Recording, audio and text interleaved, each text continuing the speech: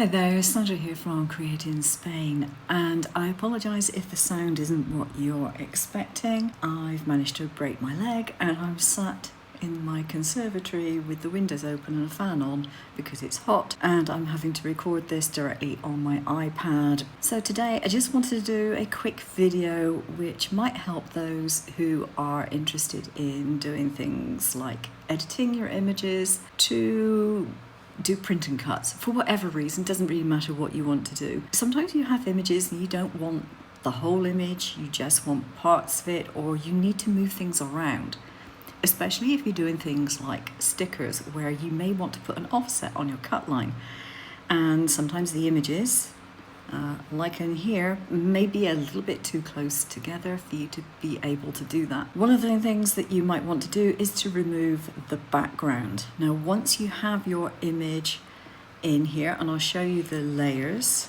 there's only the one layer here at the moment, okay? If you want to remove the background, what you need to do is come up to this ribbon looking thing on the top left. You want to pick automatic, particularly if you just got a white background, and you want to tap somewhere, and it will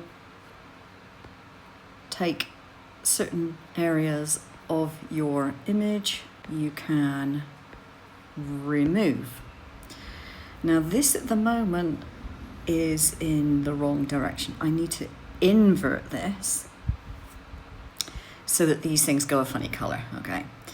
And then I would copy and paste, and when you come up to the layers, you've got another selection. Now I didn't take the time to adjust my mask. I'll just swipe that off again, go back to here. Now when you're doing your selection on automatic, you can slide the selection threshold left to right, so either it selects absolutely everything or nothing at all, and you just have to do some careful adjusting. All right, now I'm going to put it down to about 9.5. I think that's roughly where it was before, because I'm not going to be doing an automatic selection with this particular image. So tap on that again to get rid of it. So maybe you just want to pick a few of these and put them somewhere else. Do something else with them, whether you want to add them to another image, whether you want to use them on their own, doesn't make any difference. So you can then go back up to the ribbon, and this time you can choose freehand. Keep your color fill off, you don't want anything else on there.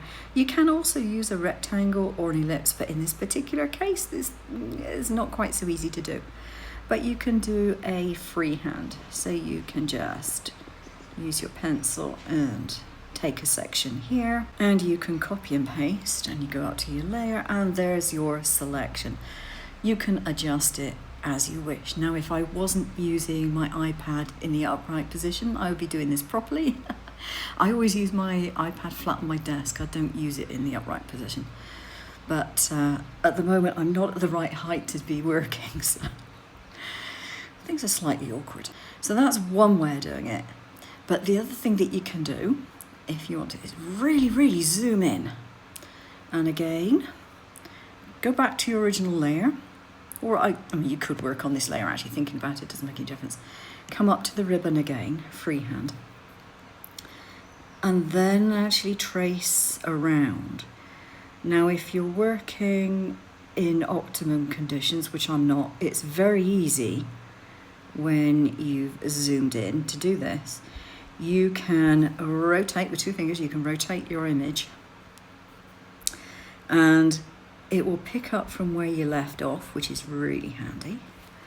And you can rotate it a bit more, and you can zoom in and out and move it. So I've got to go from there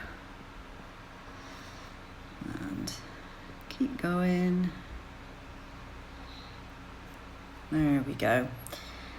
And you can copy and paste. So if I go back to the image here, where we have, if I switch this off, you can see what I actually ended up with.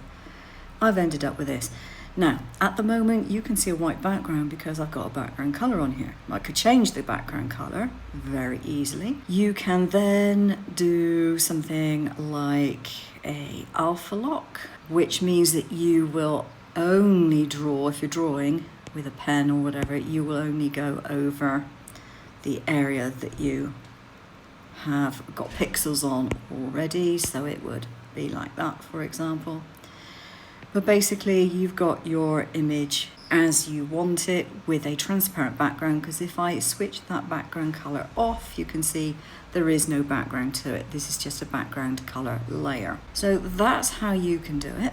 And you can move this if you select with the arrow, you can move it, you can rotate it, you can resize it, you can do what you want to it, put effects on, whatever. Which means that you can move all your objects to where you need them to be for cutting, and instead of having them like they are in layer 1, which I can switch on, switch that one off, instead of having them like this, you can organize them as you wish. It also means that when you export, if you go to the wrench, you tap on the wrench here and you go to share, instead of sharing the image in the top layers here, you go down here to PNG files, share layers, and each layer will be shared as a separate layer. Okay, so yeah, very useful thing to be able to do, and yeah, hope you find that useful.